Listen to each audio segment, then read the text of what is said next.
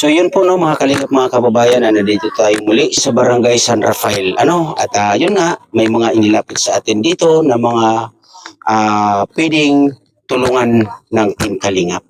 Kaya tara, samahan nyo kami muli para malaman natin ang kwento nila.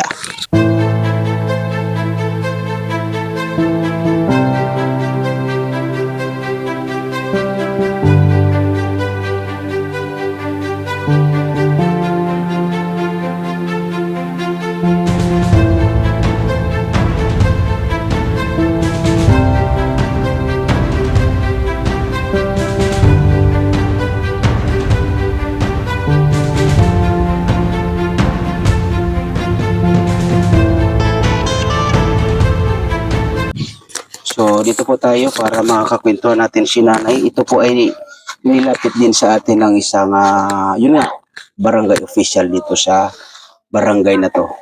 Ito ay barangay, anong barangay ito nanay? San Rafael. San Rafael. So dikit mo yan nanay. Ayan, okay yan nanay. Dito sa kabila para ano siya nanay? Anak mo ito? Apa. Ilan ang anak na nanay? Bali, 7 sila. Yung kuan, 2 nang natira sa akin. Nandun sa Bulacan yung iba.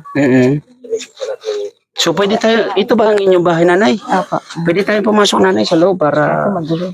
madilim. Wala kayong kuryente dito? Wala po. Wala. Ay. Oh. Ito ang sitwasyon ng bahay nila.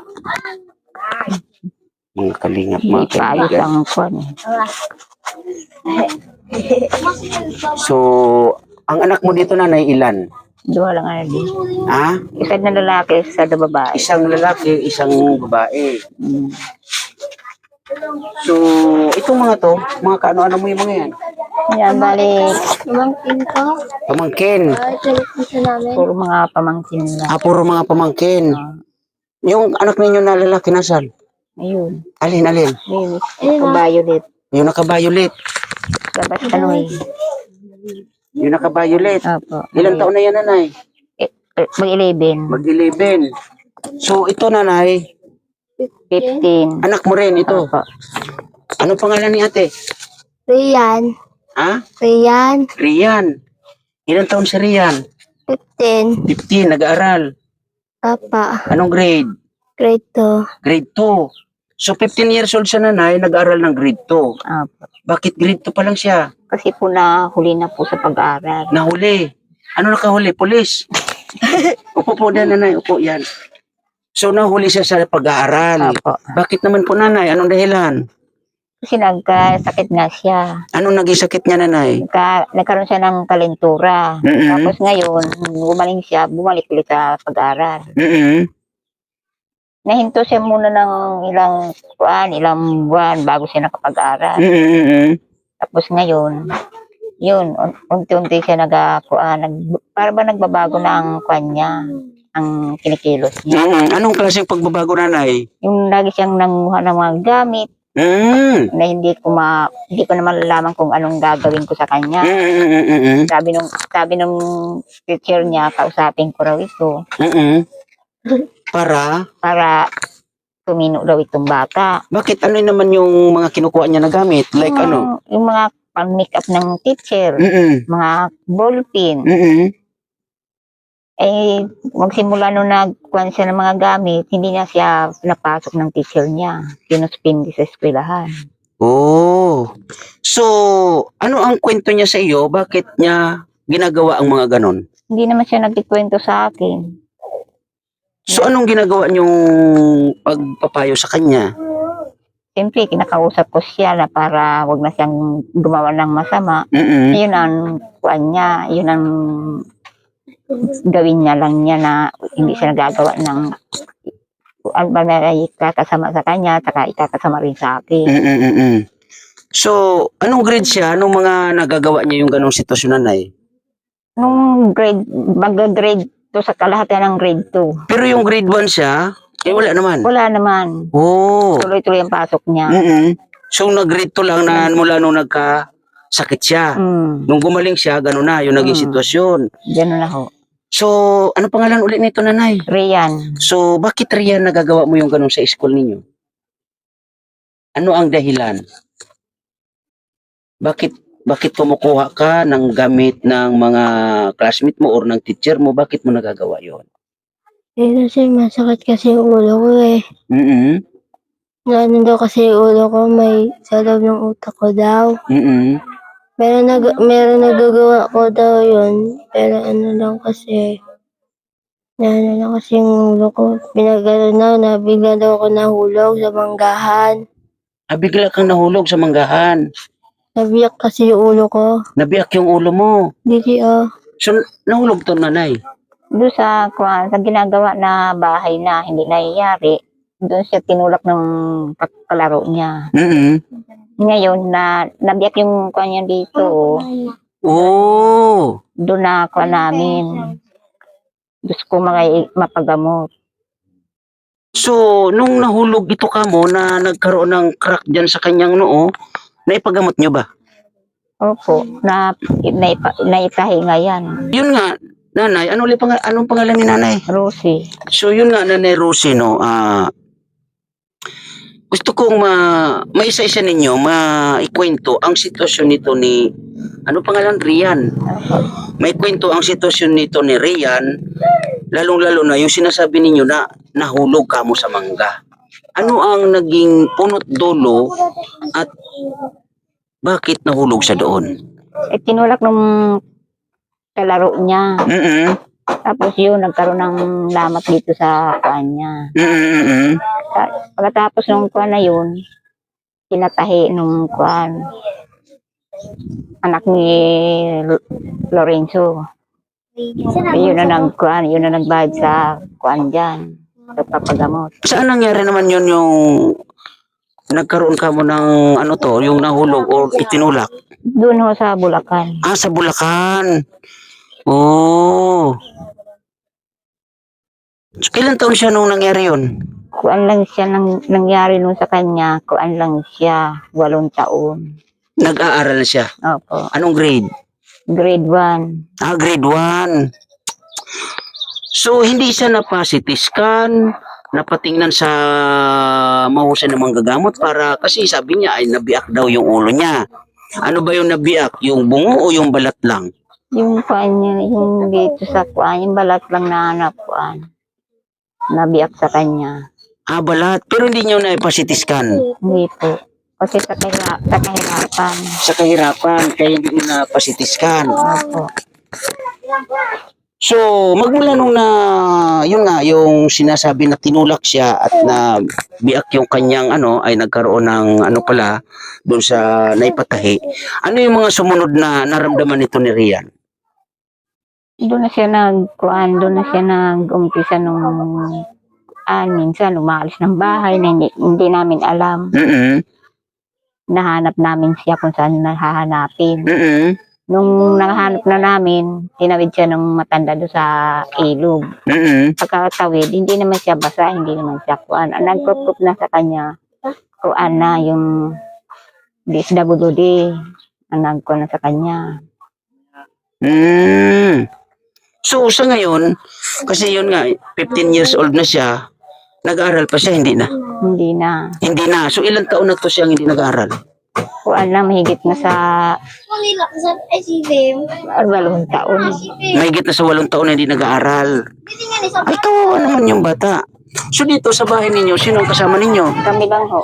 Kayo lang. Dalawa yung anak mo at ikaw. So, ang asawa mo, ate? Patay na ho. Ay, patay na. Kailan lang namatay? Nung kuan,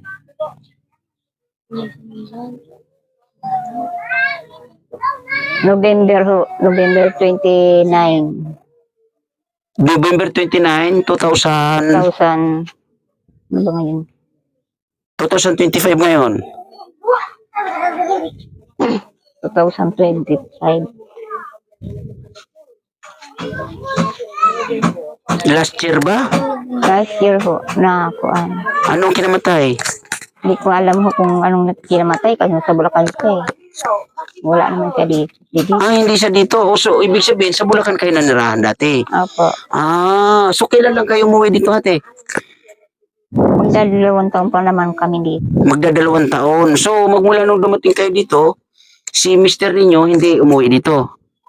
Inuwi kami dito, tapos Inuwi kayo dito. po, nung kuan, bumalik siya dito sa Bulacan. Mm-hmm. Kasi kukan niya siya kukubre ng sa senior niya. Mm-hmm. Hindi niya nakubra yung sa senior niya. Yun na nangyari sa kanya. Oh. Nung umuwi siya ng Maynila para kunin yung senior niya, ano yung naging pangyari doon, nanay? Yun na siya na kuan. Hindi na naayos yung kuan niya. Hindi niya na naayos yung sa senior niya. Opo. Bakit na hindi na naayos? Kasi January ang kuan niya, sahod dun sa senior niya. Mm-hmm. Ay hindi niya na kuan na ng January. Oh. December na nalamayan na siya. Oh, ganoon. So, ito nga, nanay, yung sa pang-araw-araw ninyo, saan po kayo kumukuha naman? Maglalabada lang ho ako. Naglalabada ka. Para kumain lang kami. So, ito si Rian, ano naman po yung itutulong sa inyo nito? Tumutulong naman dito ho yan. Nagdidib siya, naghuhugas ng mga plato. Mm-mm. Tapos naglilinis siya. Mm-mm. Yun ang ginagawa niya. So, yun nga, kasi 8 years na ka muna ganito yung sitwasyon nito ni Rian. Nako, matagal na, no? Tagal na ho. So, ang inaano kasi nito ni mga kalingap, ano, yung hindi siya napatsikapan dun sa inyo, nanay, sa palagay ninyo, malakas ba yung pagkakauntog ng ulo nito? Malakas ho eh. Ano nyo nasabi, nanay? Kasi nung kuan yan, naimatay siya bago siya na kuan, kunagapan. Oh, nahimatay siya. Opo. Nako, yun ang masaklap dyan, nanay. Mga ganyan kasi pangyari, nanay, pag nahimatay, kailangan ay masinsina na ano ng ulo. Oo, yan po ang naging ano dito. So, anong naging aksyon ninyo no, nanay, nung hinimatay siya? Siyempre, ginabahan ako. Akala ko hindi na maibabalik sa akin. Ang ginawa ko, kasi tumas ang lagnat niya. Ang ginawa ko, kinuanan ko na siya ng kuan. Towel ba sa noon niya para bumaba yung lagnat niya. Mm-hmm. Tapos yung bumaba ng lagnat niya, nawala na, naglalaro na siya mag-isa. So ibig sabihin, nanay, nung nabagok yung kanyang ulo, hinimatay siya, at nung naging okay naman siya, dinapuan siya ng lagnat. Opo. Mga ilang araw, nung pangyayari na yon bago sa dinapuan ng lagnat? Mga 4 na araw. Pagkalipas ng 4 na araw.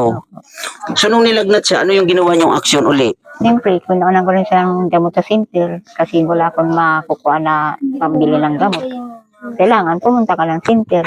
So yun lang yung ginawa niyo, hindi kayo naghingi ng tulong, suggestion na maikwento yung naging pangyari dito kay Rian. Kasi hindi naman siya nagsalita sa akin kung anong nangyari sa kanya nung nakuan siya, tinulak siya. Kundi nagtanong ako sa mga kanito, kalaro. Sabi ko, ano nangyari sa anak ko? Ba't ganyan? Tapos ngayon, ganyan lang gagawin nyo, hindi nyo ipapagamot. Kailangan man ako magpapagamot na hindi man ako nagkuan. May ginagawa man ako sa loob ng bahay. Buti kung kuan, wala akong ginagawa. Kaya ako rin dito sa Bulacan, naglalabada rin ako. Ang kinikita ko lang doon, medyo lang sa 500 sa labada. Oh. Yun ang pinambabakal ko ng bigas. Oh. So, yun ang ano dito, nanay, kasi yung sitwasyon nga ni Rian ganito. So, buti sa ngayon, nanay, yung sinasabi na may mga ginagawa na hindi maganda sa school, like nangunguha ng mga gamit doon, ay hindi naman niya ginagawa sa dito sa barangay na to. Hindi naman po.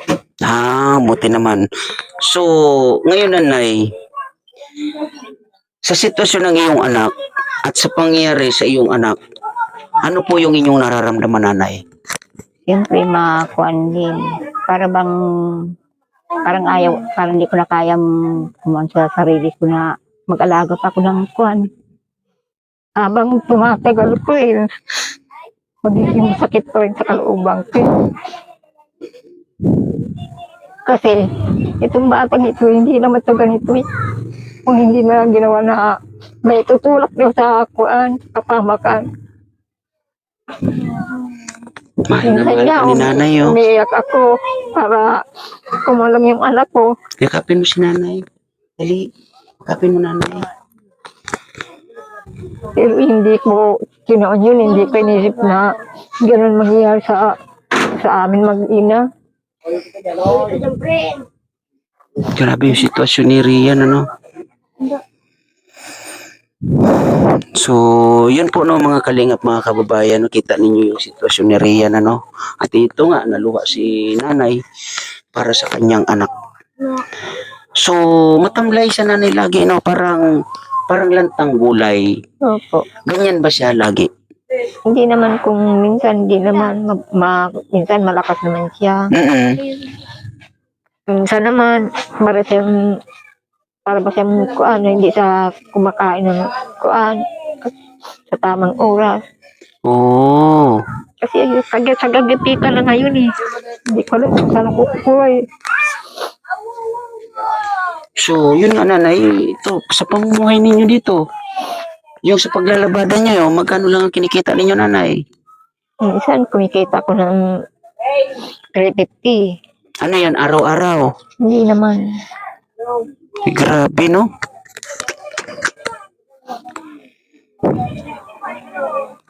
Nakakawa yung sitwasyon ni Rian. So, sa mga anak mo na iba nanay, nasaan sila ngayon? Nasa Maynila. May mga pamilya na rin sila. Ay, yung dalawa wala. Ano yung binata at dalaga? Binata yung lahat. Mga ilan lalaki na anak ninyo? Bali ko kasi ito pangatlo, hindi pa naman ito makapagtrabaho. Bata pa. Yung dalawa lang yung kuan, walang asawa. Kumbaga, yun ang inaasahan ninyo. So, buti nagpapadala naman nanay. Papadala naman ha. Para panggastos namin. So, grabe ang sitwasyon, ano? Kuha ka muna ng bigas doon para mabigyan natin. Yan, kuha ka muna ng bigas. So, itong bahay ninyo nanay, sino ang nagpagawa nito? Ako na rin ho. Ikaw na rin. Opo. So, ikaw Rian, ano yung gusto mong sana sa tapos mo ng pag-aral, ano sana yung pangarap mo? Na maging ano ka? Magiging doktor. Ay, grabe nanay, no? Kasi gusto ko kasi mga cellphone eh. Ay, kailangan mo ng cellphone. Grabe nanay ang pangarap sana ni Rian, ano? Maging doktor. So, paano niya yung nanay mo kami? Teacher ko daw, gusto daw ako maging doktor. Sabi ng teacher, gusto ka maging doktor. Ako daw. Ikaw, grabe. So, napakasakit sa kalooban nanay, ano? Kasi yun nga, may pangarap ang bata. So, upuli nanay, ay ano ng Panginoon, may himala ang Panginoon, dasal po lagi, ano? Huwag po kakalimutan magdasal. Nanay, may bigas tayo dyan, ano? Yan po ay galing kay Ma'am Bertos Woman na bigas na ano natin. Okay. So, ano lang, Rian, magdasal ka para sa iyong pagaling, ha? Tsaka, lagi kang makikinig kay mama mo, ha? Kung maaari, nanay, sana mapag-aral siya muli, ano? Opo. Gusto ko siya mag-aral. Pero, kung sakasakaling mag-aral sa nanay, ano kaya magiging sitwasyon niya sa palagay ninyo? Yun na lang sa isip ko pa gumawa naman siya ng masama, hindi ko makuanan niya. So, gusto mo mag-aral? Anong grade? Dapat daw, sabi ng Anong grade? dapat daw sa grade 6 daw ako dapat. Dapat sa grade 6 ka Pero na. malaki na daw kasi ako eh. Oo, kasi malaki ka na. Paano yan, nanay? Ang tagal na pala niya natingga sa pag-aaral, ano? Opo. So, yung grade 2 niya, tapos naman niya? Hindi. Hindi rin. So, sana, ano to, no? Mga kalingap, mga kababayan, sana may himala para dito kay Rian, ano? Mga kalingap, mga kababayan, ano? Kasi napapansin ko po ay medyo, ano talaga siya, yung bang malanta siya. So, may nararamdaman po ang batang ito. So, gusto mo sana maging doktor. Gusto mo maging doktor. Gusto ko kasi maging doktor. Grabe. Paglaki ko, tapos maging doktor na ako eh. Para makatulong sana kay mama. No? Apa, Magdasal ka, ha? apa, Lagi kang magdasal sa mahal na Panginoon. Bago matulog at pagkagising, ha? Magdasal ka lagi, ha? Na, Lord, pagalingin mo po ako. Kung mayroon man po akong karamdaman, pagalingin mo po ako. Para po makatulong ako sa nanay at mga kapatid ko, ha? So, pang ilan to na anak mo, nanay? Bali pang kwanto eh. Pang ilan? Pang-anim. Pang-anim. Oh. So, yun po no mga kalingap, mga kababayan, ano, at ito ay bagong scout na naman po natin. At ito nga po ay dito pa rin sa Barangay San Rafael, no? At yun, maraming salamat, Ma'am Bertos Woman, Miss Kisnel Channel, Ate RNDB, Ate Diorulan, I Love Chow Chow, Kuya Ronaldo Dionisio, si G. De La Piña, sa lahat ano, sa mga teams no, sa Love and Care, sa pangunguna ni Ma'am MGD, Ma'am Marites Umblas, Nora Balbastro, at sa lahat ano, maraming salamat po sa inyo. At sa Team Tanod, thank you po na marami sa inyong suporta sa pangunguna ni Ma'am Erma Galo. At sa Team Gingy Colets, sa pangunguna naman ni Ma'am Gingy, salamat po sa inyong suporta. At sa Team Pasaway, sa pangunguna ni Miss Maya, thank you ng marami sa inyong lahat. At lalong-lalo na sa Team Kuroda. Ate Ana Kuroda at sa buong Team Kuroda, maraming salamat po sa inyo. And siyempre, sa Team Kalingap, sa pangunguna ni Kuya Bal Santos Matubang, Ate Ina Vlogs at Kalingap Rab.